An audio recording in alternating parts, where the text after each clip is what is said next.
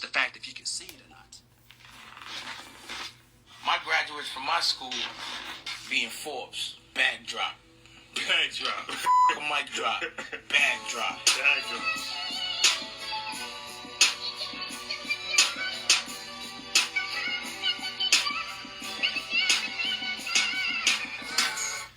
All right, guys. Welcome back. EYL LA edition. This is going I thought you were going to say we home again. Well, second home for sure. Third home, Atlanta. Don't forget Atlanta. Atlanta, Miami, LA. We home. We have a lot of different homes. So there you go.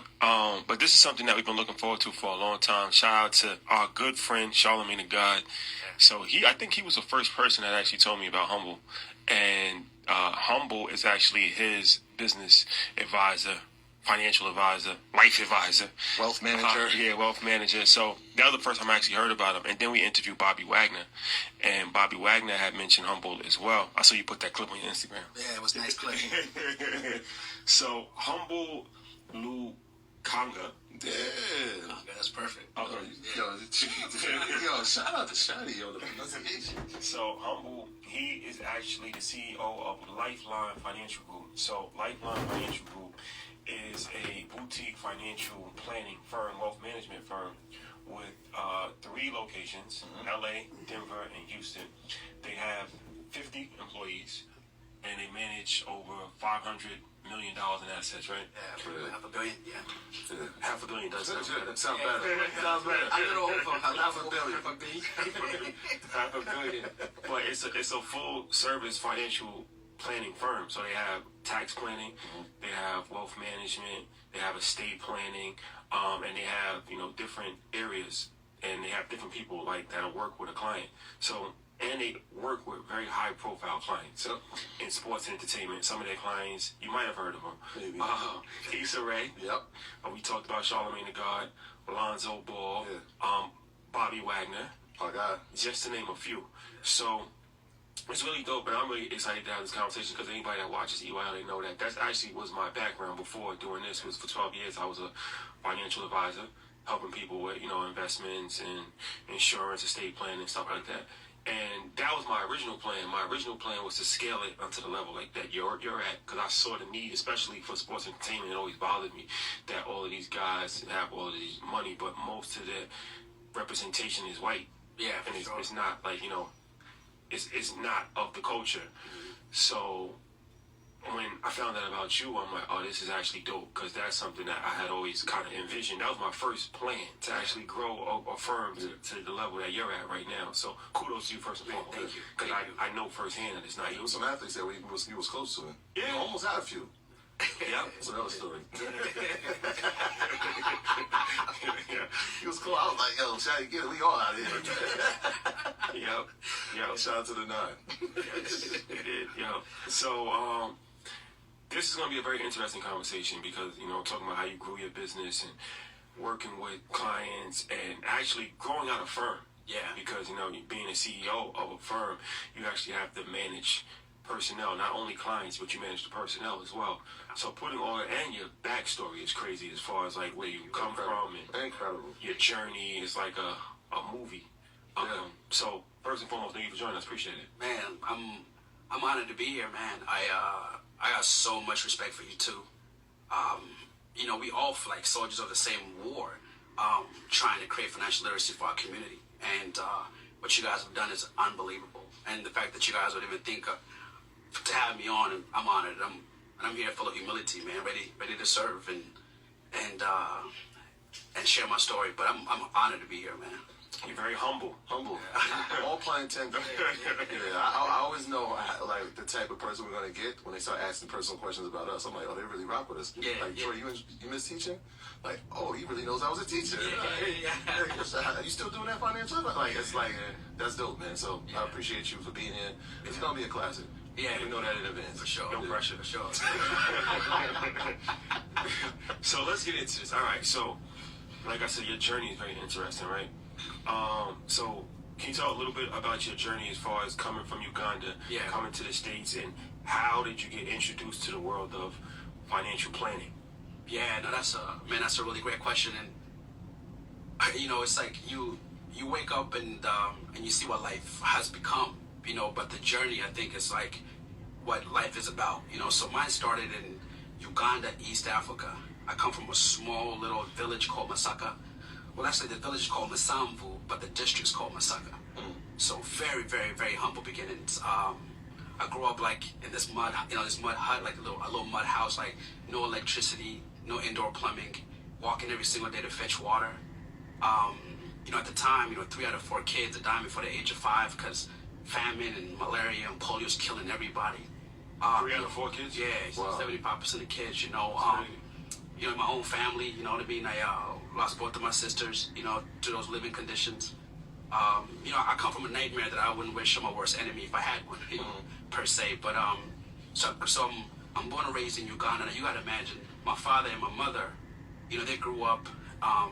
So the whole country has been ruled by dictators to this day. I think the most famous one people know of is Idi Amin, right?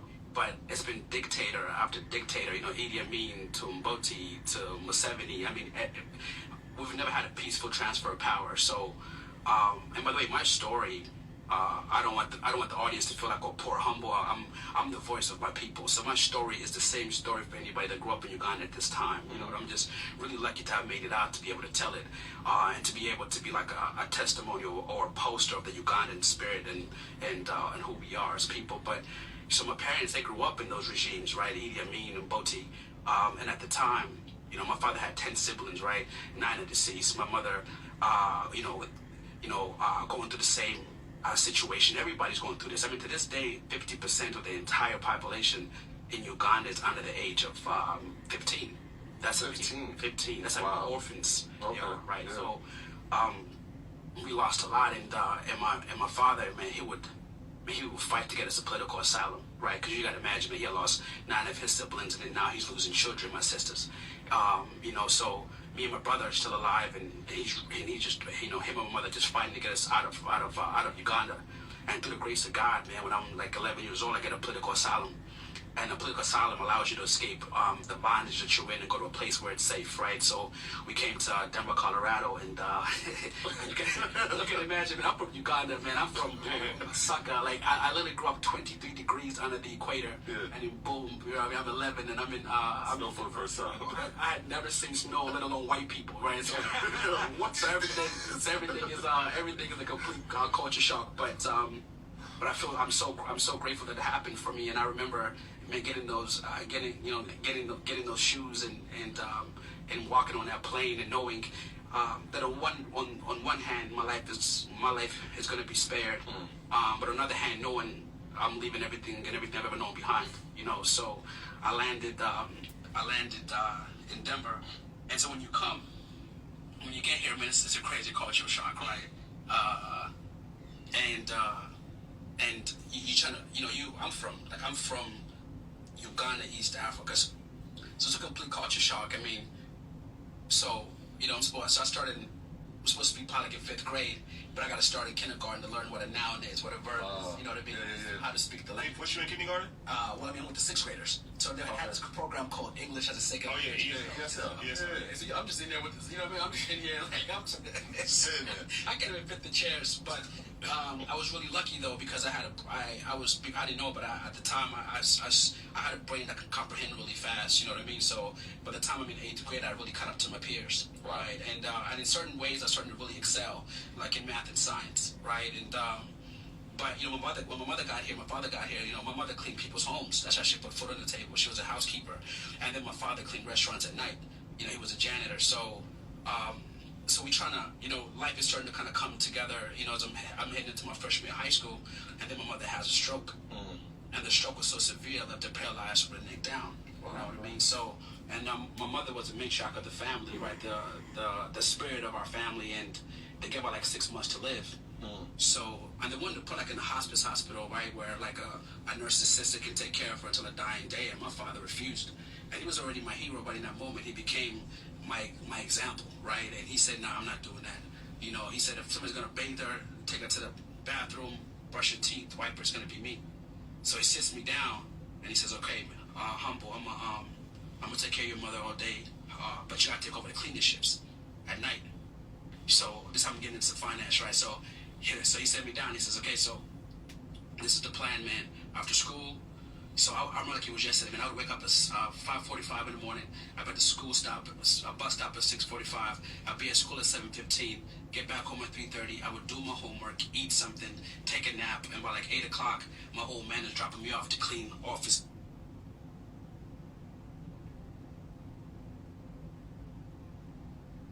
buildings and Bennigan's and Applebee's and you name it. How old are you at this point? At this point, I'm barely 15. Okay. Yeah, so it was in those nights, man, where your friends are at a high school party or playing a sport or, you know, or maybe just resting because they got an exam and you up cleaning toilets and bathrooms. It was in that moment where I said, you know, I got to change the curse of poverty for my family.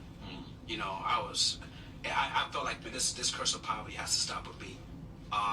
And that's when I started to kind of figure out like how could you make that possible, you know? And so every night I would clean, man. Every night I would clean. There'd be some times when my father would come help me if I have like an exam or something. But I cleaned so much, and when you clean that much, I don't care how much you shower or put cocoa butter on, you can't take the stench of bleach off your hands. But I knew that if I gotta find a way to change the curse of poverty for my family, you know. And the first time I remember, I had a beautiful high school principal, man, and he's passed on, but he was incredible, man. His name was John Buckner, and Mr. Buckner was like he was a legend in all of our eyes who went to high school at the time, and he just took a liking to me. And I spent a lot of time in his office. I was like the kid who was in the principal's office, was never in trouble. You know, he knew my story. And one day I asked him, I said, Mr. Buckner, man, how do I change the curse of poverty for my family? Yes. And he was like, man, you gotta learn how money works. And he just like, I was like, what do you mean how money works? You know what I mean? Yeah. Money works. What does that actually mean? And he said, okay, man. He introduced me to Think and Grow Rich by Napoleon Hill. And I'm sure you guys read that book. I mean, it just changed my life. You know, like Napoleon wrote his principles and this was the first book that I read that didn't teach you what to think, but how to think. You know, and how to make sure that your dreams are bigger than your bedroom window, right? How to think positively, how all these different things that just inspire me. It's probably the first book that I got a sense of worth, right? And then he also introduced me to Rich Dad Poor Dad, and I read that book as well, and I was like, oh man, you know. So I started to feel really, really, really inspired. Now, mind you, my mother is fighting at this point, so she's alive past 6 months. You know, through her courage and God's grace and my father's love, she's fighting. So she ended up staying alive my whole high school career. So I literally became a professional janitor. You know what I mean? Yeah. To this day, I'm not taking out the trash. I'm done. You're done. I'm done. I did Time served. But I remember being really inspired to where my senior year, I asked my father if I can drop one of the restaurants to pick up a paper route so I can have access to the Financial Times. And so then he introduced me to Warren Buffett, and I started reading about all these luminaries, you know. And I said, man, I'm gonna do something about this. But I had no idea what I was going to do until I got to college, right? So my mother ends up passing away from the stroke eventually. Now, in my culture, you know, it was important. In our culture, we have to bury her back where we're from, so she can go to rest with her ancestors. And so we en route to go have the funeral in Uganda. Yeah. And then my father has a heart attack.